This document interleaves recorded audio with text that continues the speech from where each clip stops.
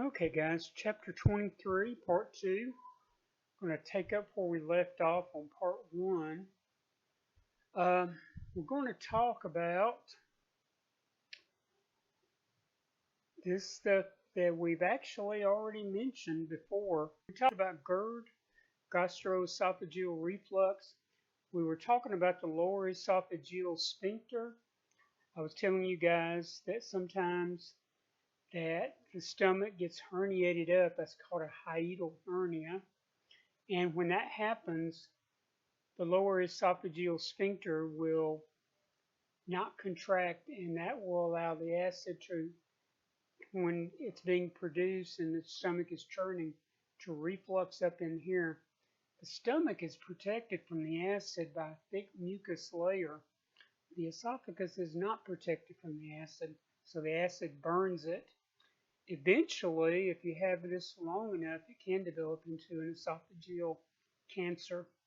We're not going to go into all that detail right now, but just to get to you, GERD is oftentimes referred to as heartburn or acid reflux, regurgitation, whatever. It's, people have different names for it. Eating or drinking too much, yes, this is probably going to be the main cause. Of course, this is kind of a temporary state, but you can understand as the uterus expands that it pushes on the stomach and can cause a temporary herniation. Um, that's about everything. We already covered that very well. Now here's something we haven't talked about yet, swallowing. This is also known as deglutition. So there we've got these three phases here of swallowing or deglutition. We have the oral stage, and I've told you before how the tongue will actually take the food and press it up against the hard palate and form it into this bolus, kind of a football shaped thing. And you see the soft palate. There's the nasopharynx, the oropharynx, and this is the laryngopharynx.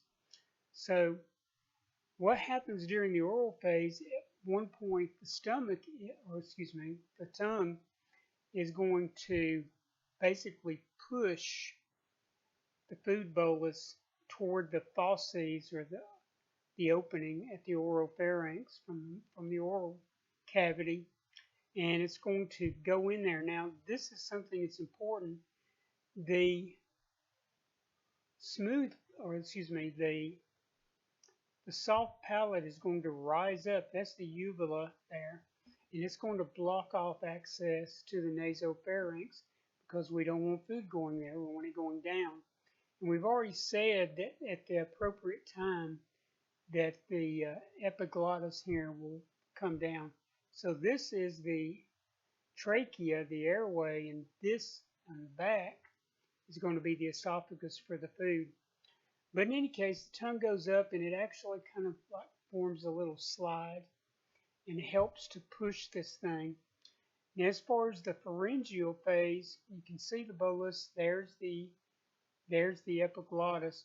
The epiglottis comes down and closes there, and that way we have the food bolus going into the esophagus and not into the trachea. Sometimes, of course, the food can get into the trachea, quote unquote, it went down the wrong pipe, or it can actually go up through the into the nasopharynx. People laughing and having milk come out of their nose. Burns, by the way. The esophageal phase, when the bolus gets in the esophagus, then the esophagus is going to use peristalsis to push it all the way down into the stomach. 22 muscles are involved in this. The medulla oblongata has a center that controls swallowing. We use 4 different cranial nerves, and we divided ours into 3. They divided on here just into 2. The buccal is the voluntary. This is the tongue is the skeletal muscle. It's under voluntary control. The pharyngeoesophageal phase, these are smooth muscles. Contractions in the pharynx, and then later on into the esophagus is going to move the food down. Continuing onward. Gross anatomy of the stomach. You guys are going to get a lot of this in the lab, but it won't hurt for me to give you a little bit as a heads up. So as far as the stomach, we've got this just like this. Now this part of the stomach right there is called the fundus or fundic region. This guy, the main part right here is going to be the body, and in this end over here where it connects to the small bowel is going to be the pylorus. This is that there's a sphincter there, pyloric sphincter, which is going to shut off the stomach. So when the stomach starts churning, we want to make sure we've isolated everything from it so that the acid doesn't spill over. And we also use this sphincter to control how much of the stomach contents goes into the small bowel at one time. So this, let me draw it over here, guys. This is called the greater curvature. This one on the top is the lesser. The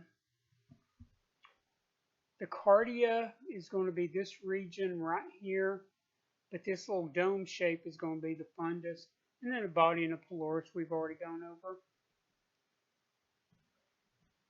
Mucosa. Okay, the stomach is going to be a little bit different from the rest of the GI tract. It's going to have 3 layers of smooth muscle, and we'll get to it. As far as the mucosa, simple columnar epithelium, that's, you can see the cells here that go down here. These ridges here are called rugae. I think I told you guys about that when we were talking about it prior. But when the stomach stretches, the rugae smooth out. The lamina propria is going to be where the tubular glands are, but it's also the connective tissue under the epithelium. Now, here's the difference. We've got a circular layer of muscle, which every part of the GI tract does. We have a longitudinal layer, and this is the difference. We also have an oblique layer. Stomach is responsible for not only producing acid, but for churning, for violently slamming the food around to help break it down. And so we have an extra layer of muscle in there to accommodate for that.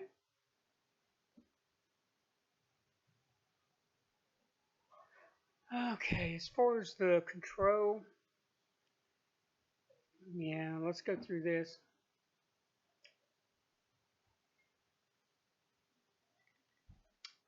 Okay, guys, so the cephalic phase, this is, we talked about this a little bit. This is before we actually get any food in our mouth or anything.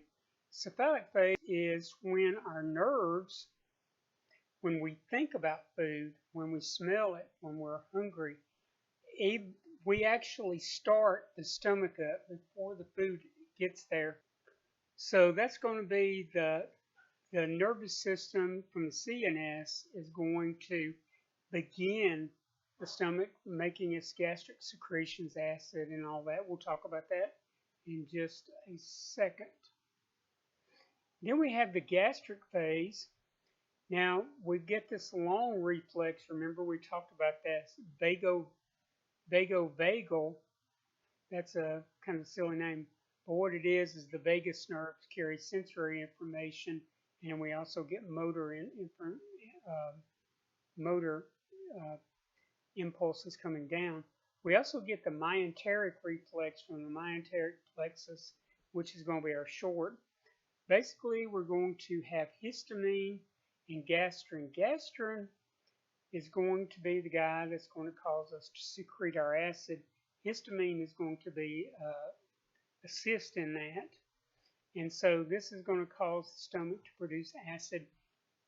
Now this starts here, but when the food actually gets there and starts stretching the stomach, that's when the myenteric reflex is going to happen, as well as the vagovagal.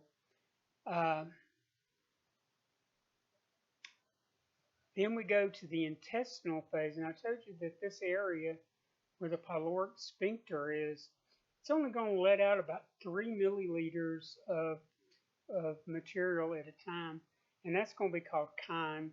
It's going to be kind of a milky, creamy kind of consistency, and that's what we're going to have left of the food. So we have to break it down so that we can actually absorb it. So we have something called intestinal gastrin, which is again going to be pro-acidic. We also have something called cholecystokinin and secretin. These guys are going to actually inhibit stomach acid. The intestinal gastrin stimulates, and these guys are going to inhibit it. And that's going to be while the duodenum, which is the first part of the small bowel, is processing the last bit of chyme that was expelled from the stomach. So while this guy is working on the 3 milliliters that's out there, he's going to inhibit the production of acid and the stomach motility, so that the stomach doesn't try to put out any more than the intestine can handle. If it does, then you get projectile vomiting. Suppress bagels. Okay, we've already talked about that. Okay. Phases of stomach digestion. Just going through it again, guys. The stimulatory and the inhibitory effects. So if you're hungry, you have an eating sight and thinking of food, from the cerebral cortex is going to go to the hypothalamus. It's going to go to the vagal nerve, and that's what we've already said. We're going to start things. Now, if you actually taste the food or smell the food before you taste it, this too will stimulate these guys, go down the vagal nerve, which is the autonomic nerve, for this guy, and it's going to get things going, and that's our cephalic. Gastric phase, stomach just stretches, and the stretch itself is going to cause these reflexes, which are going to do the same thing. Now, this one we didn't really talk about, but this also comes into play. When the actual molecules of the food, the chemicals, especially peptides, proteins, and caffeine, and the rising pH will activate these chemoreceptors. Why is the pH going up? Well, the stomach is normally about pH of about 1. That's not a minus sign. I better scratch that out. But the more food that goes in there, the pH is going to rise. And as the pH rises, that in itself will stimulate chemoreceptors, and these guys are going to cause the G cells, these are the guys that make the gastrin, to produce gastrin, release it into the blood, where it's going to have an effect on the stomach of making more acid. The intestinal phase of digestion,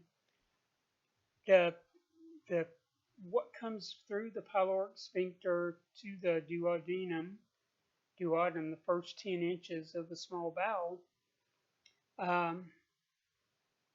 When you get this chyme there, then the gastrin is going to be released initially to cause this increase, after which we're going to get the inhibitory. So speaking of the inhibitory, in the cephalic phase, if you're depressed or you just don't have an appetite, then you're not going to get any stimulation coming from the central nervous system to the GI tract. If you have excessive acidity, they're showing as a pH of less than 2, that will inhibit the G cells because you don't want any more acid. So once you've got to the area somewhere around here, then you want the G cells to turn off the gastrin. Same way as if you were filling up a bathtub to take a bath. Once it gets to the level you want, You want it to stop because you don't want it to just continue and pour out.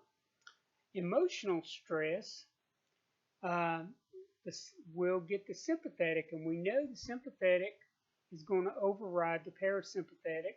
That's part of what we talked about in AMP1, that we will put a halt to digestion because we're dealing with life-threatening situations. Okay, the intestinal phase. This is where this brief release of intestinal gastrin, we're going to get something called the enterogastric reflex. That's probably something I would know. So when the chyme comes into the duodenum here, it's going to cause a stretch. And so that and the presence of the contents, it's going to be lipids, it's going to be acidic, chyme, whatever irritants.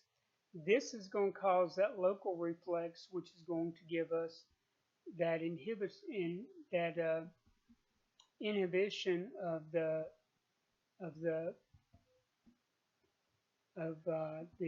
stomach acid as well as the motility. The vagal nuclei also are going to respond to that, and then the pyloric sphincter. So the distension, all that stuff, same as we had up here. Enterogastrones, you guys don't need to know that. So secretin, CCK, and VIP, vasoactive intestinal peptide, VIP, these guys are going to cause the stomach secretion to ramp down and also suppress the motility. Okay, talking about the stomach, we talked about this barrier. I said it had a mucus coat. There's some very powerful acid in the stomach. Your stomach is made out of meat, like the rest of us. And if you put meat in contact with acid, it will burn it and punch holes in it and all these things. So to protect ourselves, we make a coat of mucus, and this mucus happens to have a lot of bicarb. I don't know if you guys remember that from our respiratory. That's bicarb. So if I get acid, which is hydrogen protons, and they come into contact, I can get rid of the hydrogen protons by turning it into carbonic acid, just like that. And eventually you could have it actually further break down into water and CO2. But in any case, oh, I'm sorry. My bad, guys. H2CO3. So that's how bicarb can buffer the stomach acid. So this is how we keep the stomach acid from coming into contact. In addition to which, you guys may remember this from AMP1, we have very tight junctions to keep any kind of acid from getting any further in. And finally, these cells here are replaced 1 to 2 times a week. So these guys have a rapid turnover, and all of this together is to protect the rest of the body from that very dangerous and very caustic acid. That's what happens when the mucosal barrier fails right there. That is an ugly ulcer. And some of them can burn completely through the wall of the stomach and actually spill the contents into the peritoneum. These guys right here are called Helicobacter pylori, H. pylori. They are mainly responsible for most ulcers. Some of them are due to NSAIDs. Naproxen is really bad. Aspirin.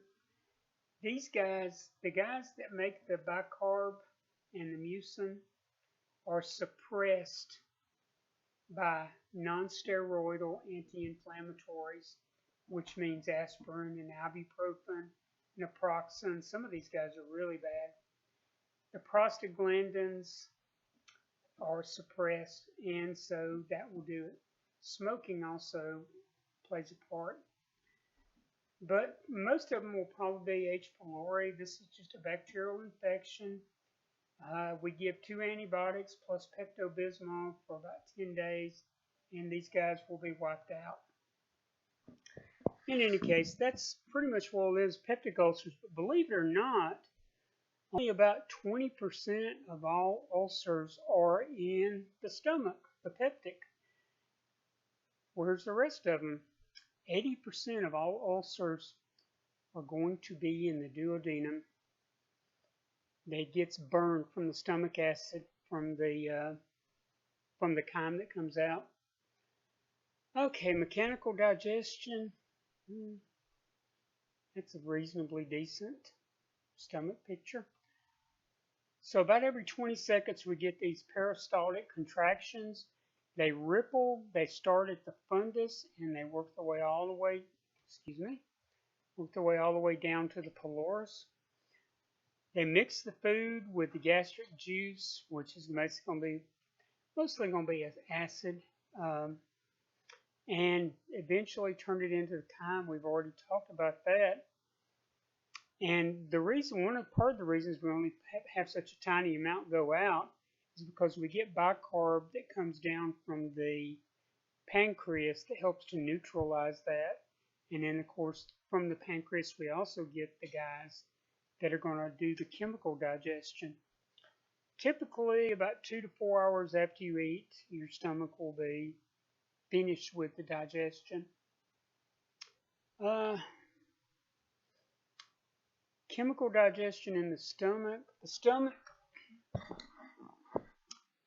we have something called pepsinogen, which the stomach acid itself changes into pepsin. Pepsin helps to start breaking down proteins, and of course the stomach acid, which is hydrochloric acid, is going to also help with that breakdown process. Now, that salivary amylase that we talked about that starts carb digestion in the stomach or in the mouth is going to actually be inactivated when it gets to the stomach. That's okay. We've got another amylase coming in just a little bit. But that lingual lipase that we had in the mouth, which didn't actually do anything, will actually be activated by the stomach acid, and it will start to break down the fats. This is something, during our infancy, we also make an enzyme called renin. This is kind of confusing. This is not the renin that the liver secretes when the blood pressure is too low. And I'm not sure, to be honest with you, I don't know how you would, the distinction in pronunciation. I would call this renin, and I guess I would call that renin. I don't know. But in any case, this one is only produced during infancy, and it helps us to break down the proteins in milk. That's what babies eat. Now, one other thing we get from the stomach is something called the intrinsic factor. Intrinsic factor is going to bind with vitamin B12, and then way down the line in the small bowel, it's going to help us to absorb that. B12 is necessary to make blood cells, red cells. So if someone has a lack of intrinsic factor, they've got what's called pernicious anemia, because without this you cannot absorb B12. B12, back in the day, before they really knew that H. pylori was the cause of most of these, they actually accredited more of it to psychiatric causes. And it's true that, if you're having emotional upset, you can actually get excess stomach acid production. But what they would do, the surgeons would actually remove the stomach. And you can live without a stomach, by the way. It's not impossible. But that would cause people to get pernicious anemia because of the intrinsic factor. Of course, you get B12 injections, shots, but that's, Okay. Oh, they got it right over here. I didn't even see that. Sorry, guys.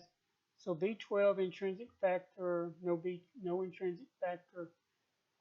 The parietal cells, we haven't gone over that yet, are going to be the ones that are going to make the intrinsic factor. The chief cells are going to be the ones doing the others. Chief cells are going to secrete something called pepsinogen, and the acid in the stomach is going to cause it to have this little piece broken off, and that's going to turn it into the active form, which is pepsin, and the pepsin is going to help start breaking down those proteins. And let's keep going. Hydrochloric acid. So here's our parietal cell, and I'm going to go through this, guys. Please pay attention and rewind this as much as possible because I really want you to get this because it's really going to be important.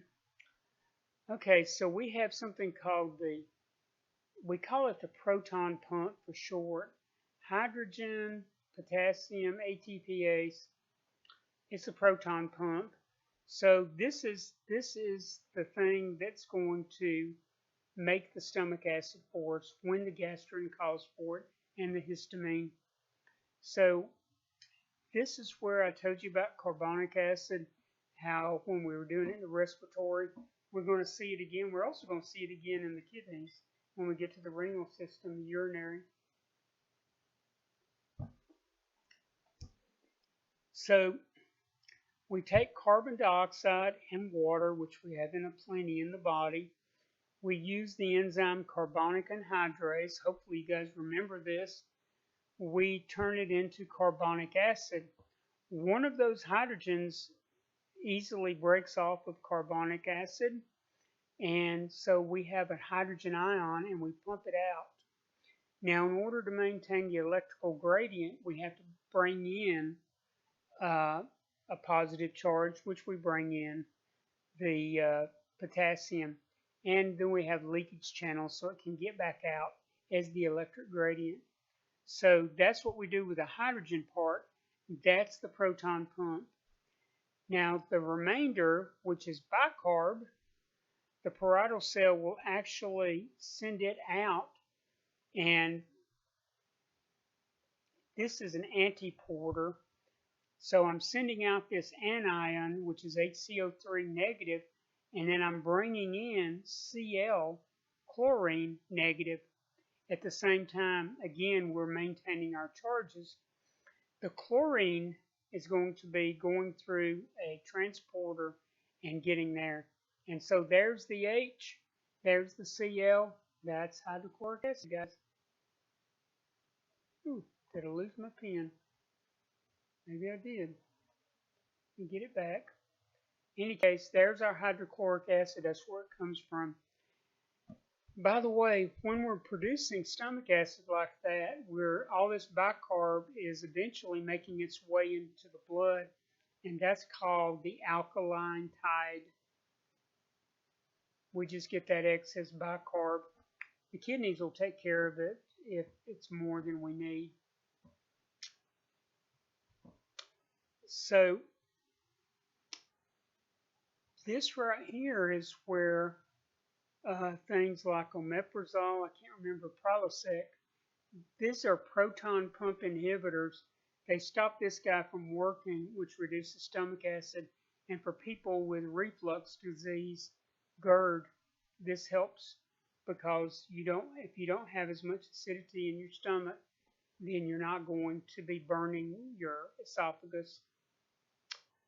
There's also, I'm trying to think of the name, Tagamet, I think. It's a histamine inhibitor. Histamine has a part in controlling, along with gastrin, this process. It's not as effective as the proton pump inhibitors, but it's still, a lot of people still use it. Okay. Let's go to the next thing. Okay. So we've talked about this. The food that we brought in has raised the pH. That raising of pH is going to stimulate the G cells there to produce gastrin. Gastrin is going to stimulate the chief cells and the parietal cells. The chief cells are going to make the pepsinogen, which is going to eventually become pepsin. The parietal cells are going to make the HCl that we're going to be using.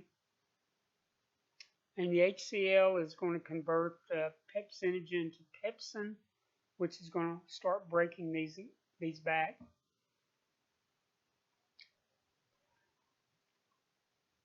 Now, these breakdown here are also going to raise the pH, which is going to cause more, and these guys are also going to directly stimulate the G cells. So these parts of the proteins that come into the stomach are also going to help secrete it, because the pepsin is the enzyme to break down proteins. Okay, here's a list of hormones. Let's go through them real quick. Motilin comes from the duodenum. If you haven't eaten for a while, or even if you have, about every 1.5 to 2 hours, it's going to be secreted. This guy is going to target the duodenum next to the stomach. Secretin, we talked about this. This is going to be from the duodenum. The acetic chyme, this is going to target the stomach, the pancreas, and the liver. The stomach is going to inhibit the gland secretions, gastrin especially, and also the gastric motility. As far as the pancreas, it's going to increase the pancreatic juice, which is going to have the bicarbs, and that bicarb is going to also help to strengthen the cholecystokinin actions. As far as for the liver, it's going to increase the output of bile, which we need to break down lipids. Serotonin, that's a neurotransmitter, right? It's also used in the GI tract. So food in the stomach is going to cause this to be released from the stomach mucosa. It acts on the stomach and causes our stomach muscles to contract. Kind of a feedback loop. Somatostatin from the stomach and the duodenum.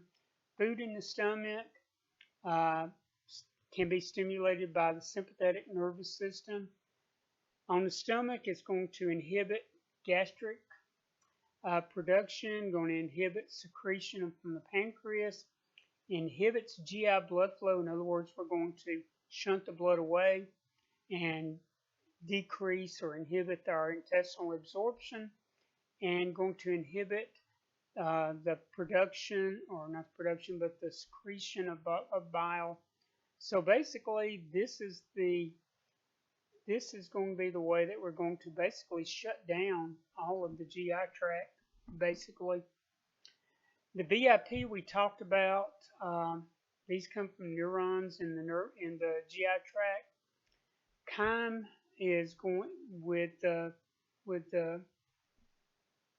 molecules of food in there are going to be their stimulus, small intestines, buffer secretion, dilates in the intestinal capillaries, which is for absorption, relaxes intestinal smooth muscle.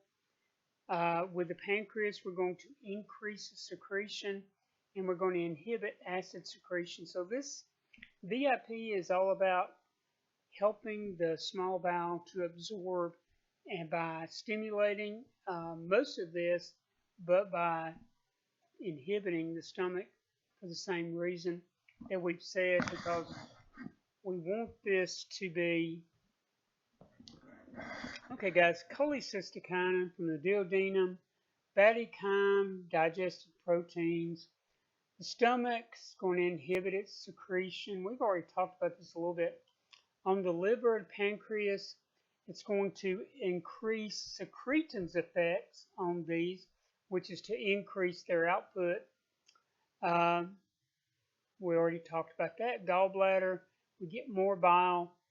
Hepatopancreatic sphincter releases the sphincter to allow. There's a tube that leads to the duodenum. It's going to come from the bile and from the pancreas. This is where the bile comes in and the pancreatic fluids with all of their enzymes. So this guy has got a sphincter that controls access, and this guy is just basically going to open the door. Okay, we talked about VIP. There's also something called GIP, gastric inhibitory peptide, from the duodenum, stimulated by fatty chyme. Minor effect is to inhibit hydrochloric acid production.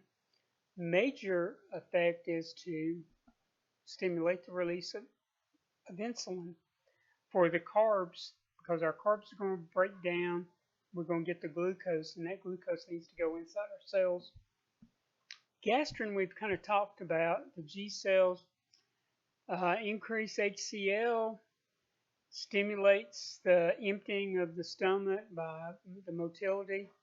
Small intestine, contractions of the intestinal muscle to move things. Ileocecal valve we hadn't got to yet. That's the valve between the small bowel and the colon. The colon is going to stimulate mass movements, moving the waste material through the colon toward the rectum. Histamine, stomach mucosa, food, activates the parietal cell to release HCl in conjunction with gastrin. Intestinal gastrin gives a little bit of push for a very short time to the release of HCl and stomach motility. Vomiting, forceful ejection. We've got something called the emetic center in the medulla. What's going to cause this? Overdistended stomach. We jam too much in there. Or from the duodenum, and I've talked about that. Alcohol. Drink too much and you throw up. Bacterial toxins, food poisoning. Visceral trauma, being injured in the abdomen. Intense pain can also cause this. Or people can make themselves throw up by making themselves sick, thinking of nasty stuff. Some smells can make you throw up, and some things that you see. I won't go into any details about that. I've got a long history of that. Not the throwing up, but the sights and the smells. Before you throw up, you get the retching, those waves of pressure, which is going to open up the lower and the upper esophageal sphincters and dilates the esophagus, and eventually is going to cause the contents of the stomach to be expelled. Tachycardia can cause this, sweating, profuse salivation.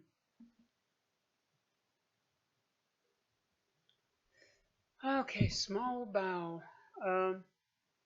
Most of the chemical digestion takes here, and just about all of the absorption happens here. There's that first 10 inches is the duodenum. The next part, which is about 8 to 10 feet, is going to be the jejunum. The last part of it, 10 to 12 feet, is the ileum. Together, it makes up the small bowel. Altogether, in a living person, because of muscle contraction, it's about 16 to 18 feet long. When a person is deceased and the muscles no longer function, it's going to relax up to a 30-foot long tube. Most of the digestion is going to be in the jejunum. The ileum is going to have those Peyer's patches that we talked about previously. Of course, there's going to be lymphoid associated, all of the lymphoid tissue, the mucosa associated lymphoid tissue, the malt, all through here. Because we do get bacteria and other viruses in through the stomach, even though you think the acid bath would be a kiss of death. Sometimes it doesn't. Okay. In order to increase the surface area, there's so much surface area right there. But what if I take that and do this? I have increased the amount of area that we can use. It's the same principle as if you want to move a lot of people into a stadium very fast, you make a lot of doors. You have more area available for people to move in and out. And that's what this is. These big, they're not called rugae here. They're called villi, mainly because they never smooth out. Your bowel doesn't smooth out to get rid of these. But these guys are called villi. Now these villi are made up of a lot of different columnar cells. Inside those villi, we saw this a little bit. We've got a capillary bed for most of the nutrients, and we've also got that lacteal, that lymphoid, for absorbing the lipids. Now, so all of these are made up of columnar cells, but the columnar cells themselves have little villi on them. And since they're little villi, we're going to call those microvilli. So those microvilli have basically the same function as the villi. They provide additional area to absorb. So, but they also have something, they have enzymes there. These guys are called brush border enzymes because that looks kind of like a brush border, so they say. These guys do contact digestion. So as in addition to getting most of our enzymes for chemically breaking down food from the pancreas, we also have some brush border enzymes that assist those and can actually do the same job. Okay, so there's our villi.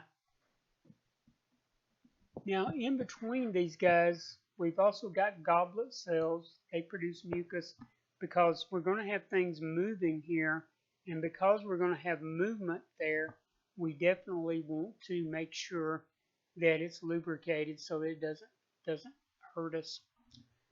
Now, you guys see these little round things? At the bottom of the villi, we actually have something called an intestinal crypt. We're going to have some stem cells there for dividing, and we're also going to have those Paneth cells, and these guys are going to be mostly part of the immune system. Again, there's a lot of bad guys gets into the small bowel. Okay, so there's our villi, and you see that these villi are made up of individual cells, but the individual cells themselves also have these. I'm making a big deal about this, guys, because people confuse these on the test. Now, if that were not enough, in addition to those villi, we also have humongous things. These aren't called villi. Those are actually visible. These villi, even though they're multiple cells, are not really visible to your naked eye, although they are on a microscope. But these guys here, the way the interior of the thing does, those are called the circular folds. And I don't know, I think in the lab we still call them plaques circulares. That's just the way it is.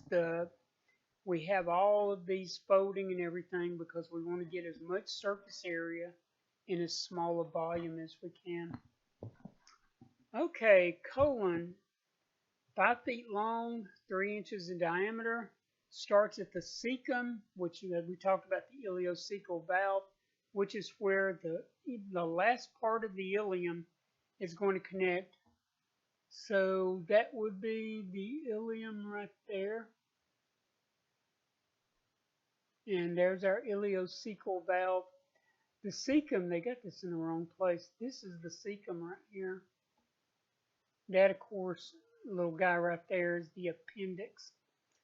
But the ileocecal valve is where the contents from the ileum or from the small bowel or the ileum, the last part, are going to make it into the colon.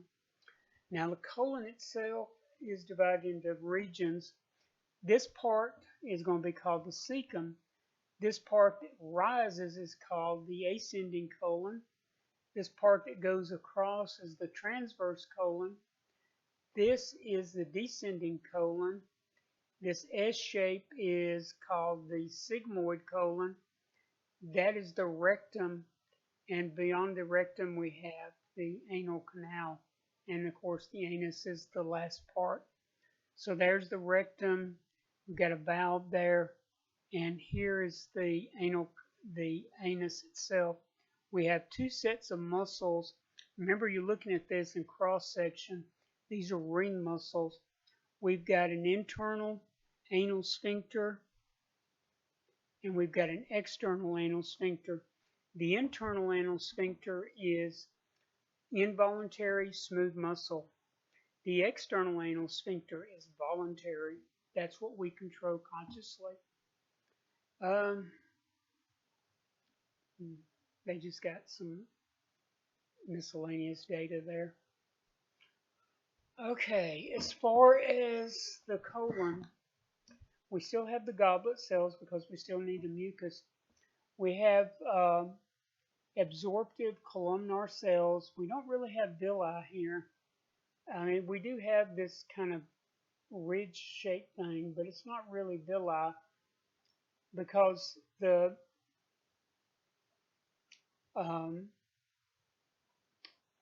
colon is basically going to absorb a little bit of water and some ions, but most of the absorption is already done. The colon is actually processing this for elimination. So the mucosa, like in common with most of the GI tract, simple columnar. The lower half of the anus, let me come back here. That pectinate line right there, it's columnar above. Below, it's stratified squamous epithelium keratinized. In other words, everything below that line is skin. That's what it is. So that's the border between your skin and the mucosa of the GI tract. There's no circular folds. You get crypts with goblet cells from mucosa, lots of lymphatic tissue because our colons are absolutely chocked full of bacteria. They're supposed to be there. They actually help us. They make vitamins for us and help us in other ways. Okay, so the Taenia coli, or this thing right here, this is what's left of the longitudinal muscle. You've got a circular layer here, and this, notice this longitudinal muscle doesn't go all the way around. So that's all it is. This is the remnants of the longitudinal muscle. The contractions of this Taenia coli plus the circular help to form these little groups. These guys are called haustra. You see these haustra there. Contractions of the muscles are forming them. Epiploic appendages, it's these guys right here.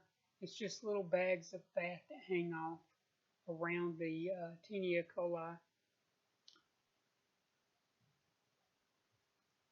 Okay, bacterial flora. 700 different types of bacteria live in there. Most of them are fairly harmless in the colon. But, let's see if I can find our guy. They don't have it here. E. coli. Coli is in colon. These guys live in our colon. They're perfectly fine there. They don't bother anything, and they actually keep really, really bad bacteria out. However, if they should make their way over into our urinary system, They cause most, probably about 80% of all urinary tract infections is E. coli from our colon. How does it get there? Don't want to speculate, but I'm telling you that's basically it. So even though these guys are okay where they're at, they need to be not get anywhere else. So um, these guys can take in some of the waste material that we can't do anything with. These guys have got the ability. Cellulose, we can't do anything with that. Pectin, like in apple uh, skins, peelings, these guys will break it down. These are the guys, when they break it down, they're going to produce a byproduct, methane.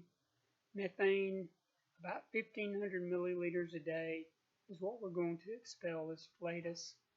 Okay, these guys are going to make some vitamin B for us and vitamin K. Without vitamin K, you can't make clotting factors and you can't clot your blood. So that's what these guys do for us. They keep the really, really bad guys. They crowd them out. They fight them. They actually protect us. They eat stuff that we have no use for, and then they give us vitamins in return. Can these guys ever be a problem? Yes. People who are lactose intolerant, they don't have an enzyme to break milk sugar down into its components.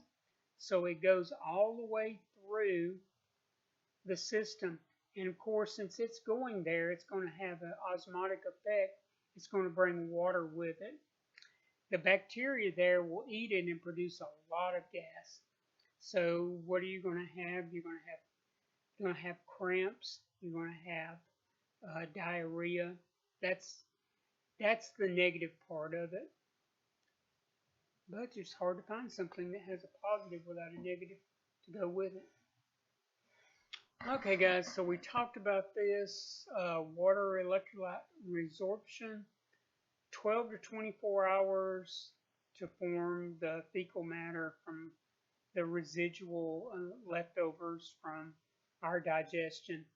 And the feces themselves are going to be 75% water, 25% solids, and a humongous part of that is going to be bacteria. A lot of bacteria go out in the feces. Colonic motility, the haustral contractions, every 30 minutes, it's going to mix the residues, the residual digestive product. It's going to help us with the absorption of sodium and water. And then we have the mass movements we talked about when we were talking about the hormones. 2 to 3 times a day, 15 minutes, it's going to move the residuals forward. And a lot of times this is going to be triggered by the food. We saw that with our hormones. So it kind of makes sense. New food is coming in. Let's move this guy out. Presence of food, chyme in the duodenum, mass movements, and eventually make it there. I think we actually have another one on that. No.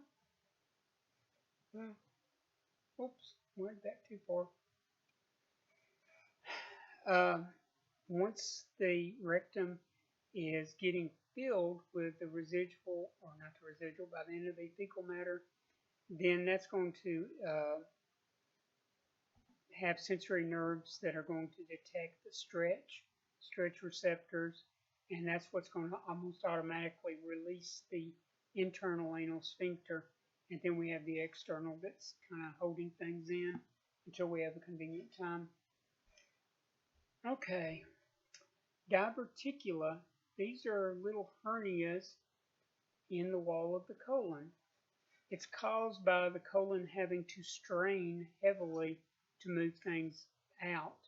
That's caused by the residual food not being bulky enough, and so these guys have to squeeze extra hard. That's why they tell you to have things with fiber, things that are going to bulk up the stool so that the colon can move it through without that much problem. Diverticulosis, that's the diverticula, you can actually see those herniations in this colonoscopy photo.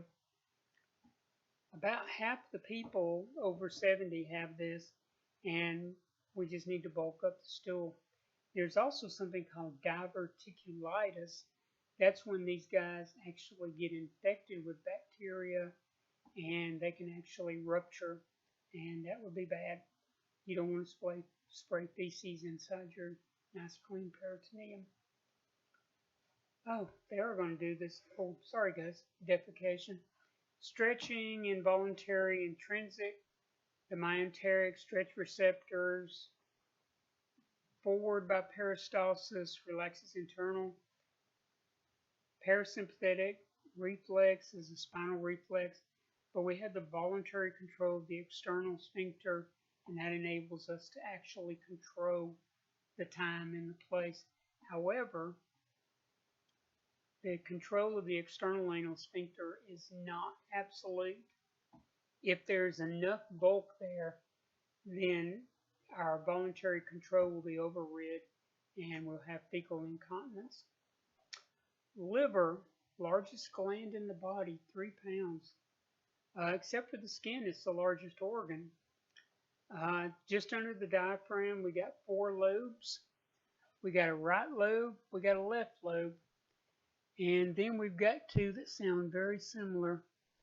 Over here, we've got the quadrate. Over here, we've got the caudate. So there's the 2 lobes in the middle. These are between the right and the left lobes. The quadrate is next to the gallbladder. The caudate is next to the vena cava. That's the way I tell folks in my lab class, but maybe you guys got a better way. Porta hepatis, it's the entryways for the hepatic artery and the hepatic portal system, which is going to be right there, guys. The hepatic portal vein, right there, hepatic artery proper, and then there's the bile duct, and there's the gallbladder, which is a bile storage. Okay, as far as the microscopic anatomy of the liver, we've got these liver cells called hepatocytes. These guys are actually arranged in something that looks like a hexagon. These hexagons are bordered by connective tissue. In the middle of that, we have something called the central vein right there. On each of these corners, we've got 3 vessels. We've got a branch of the hepatic artery. We've got a branch of the hepatic portal vein. I guess you guys can see that right there. And then we've got a bile duct. You've got one of those on each of these corners. Those kinds are called the hepatic triad. Now, leading from the hepatic portal vein to the central vein are these open. I don't know if you guys remember, we talked about sinusoidal capillaries, which really are way open. And they should show, they don't show it on this one, maybe on a different one. And you can see here, see these guys have some microvilli. The blood going through there. And we're also going to get all of those, they don't show them, but they talk about it.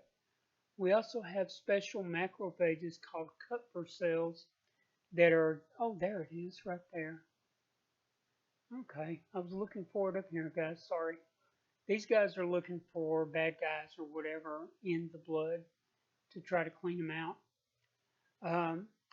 So all of the nutrients that come to us from the GI tract are going through the hepatic portal system, the hepatic portal vein, and they're eventually going to make their way out. These hepatic cells are going to do some processing on these guys, especially the blood sugars, the glucose. Okay, let's go to the next one. There you can see the connective tissue wall that divides them. You can see that central vein. There you can see an entire section. By the way, these guys, those hexagons are called lobules. And central vein, the hepatic portal vein. It's more of the same, guys. Okay, so what do the hepatocytes do for us? Well, they take up that excess glucose and they turn it into glycogen and they save it for us until in the middle of the night when it's been hours and hours since we've eaten and our blood sugar drops.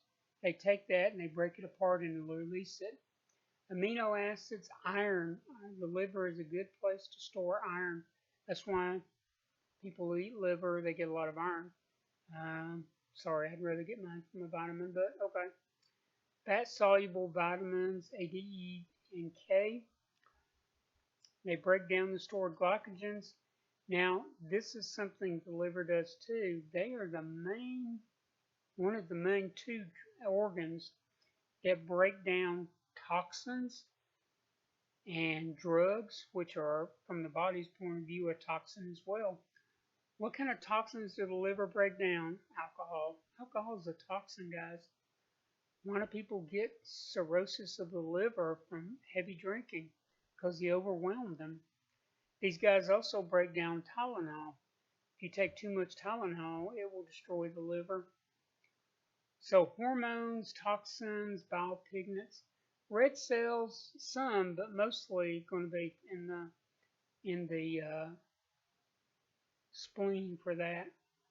These guys are not secrete, they're going to manufacture albumin, which is, if you remember, is the main protein that through osmosis keeps the water in our blood vessels. Lipoproteins, cholesterol is made in the liver. We make cholesterol because we need some. We generally get more than we need in our diet. That's the problem. Clotting factors, told you about that. Angiotensinogen, and we'll talk more about that when we get to the kidneys.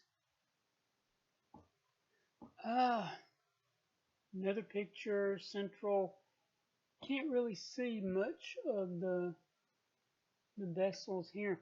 We've actually got some slides, and hopefully you guys are going to see them in the library, or excuse me, in the lab, where you can actually see the triad. So here's one of our triads. There's the portal vein, there's the artery, and there's the branch of the bile duct. And you can see those sinusoids. Of course, this is a close-up of a lobule, guys. You can see the sinusoids even on here, and you can see those. I mean, they look very open. That's because they are very open. Bile. Bile is something that's also manufactured by hepatocytes. A green alkaline thing containing bile salts. It's got cholesterol and then some phospholipids. We use this to emulsify fats. We got to break down these big globs of fat. What we need to do is to have bile break it up into smaller globules. That way I increase the surface area that the enzymes, the lipases have, and so I will get it broken down a lot faster. That's what bile does. It's for fat emulsification. Enterohepatic circulation, we actually take those bile salts that we release in the bile, they go into the duodenum, and we actually reabsorb about 95% of them from the distal portion of the ileum and take them back and reuse them. We recycle them. Bilirubin is going to be one of the main bile pigments. Bilirubin is a product that we get from breaking down old, worn out red cells that we cannot reuse. So it goes out and gives feces their characteristic reddish brownish color. If you don't have bile, then the feces come out gray and very lipid. Well, it's going to be without saying you're going to have a fatty diarrhea. It's called steatorrhea. Okay, liver disorders, hepatitis, inflammation of the liver. A lot of it can be viral, hepatitis A, hepatitis B, hepatitis C, D, and E. But you can also get an autoimmune hepatitis in which your immune system attacks the liver. You can get the viral from a lot of these transfusions, needles, some of them from sexual relations. Um, that is called jaundice. The white part of the eye turns yellow, and that's from the unbroken down bilirubin. We're not able to completely process the, the, the chemicals from the breakdown because the liver function is impaired. That's something you'll see. You also see this. If the liver is not working right, and it's not going to make albumin, what that's going to cause is you're going to cause fluid to leak out of your blood, and that is called ascites, ASCITES. That's kind of a something you're going to see with liver disease of most. Cirrhosis, chronic liver inflammation, you can see there. The liver cells are killed and they're replaced with scar tissue. Alcoholism, or you can get it from a long-term hepatitis. Fibrous fatty, portal hypertension, because the blood vessels, you no longer have a good flow of blood. That can cause blood to back up. Not very good. Gallstones. Having problems with the gallbladder. A lot of this comes from right here, gallstones. You can see them. There's several different kinds. Some of them are cholesterol, not having enough salts. You get these molecules start forming these crystals because they're oversaturated in the fluid. These guys can cause this can fill up the gallbladder, which every time the gallbladder contracts to push bile out, it causes pain. This guy can block up some of the bile tubes, which is causing obstructive jaundice. They dissolve the crystals if they can with drugs. Sometimes they use lasers or even ultrasounds. A lot of times they just take the gallbladder out. That's a very common procedure. Happens a lot. All right, guys, that's the end of part 2. I will see you guys in part 3.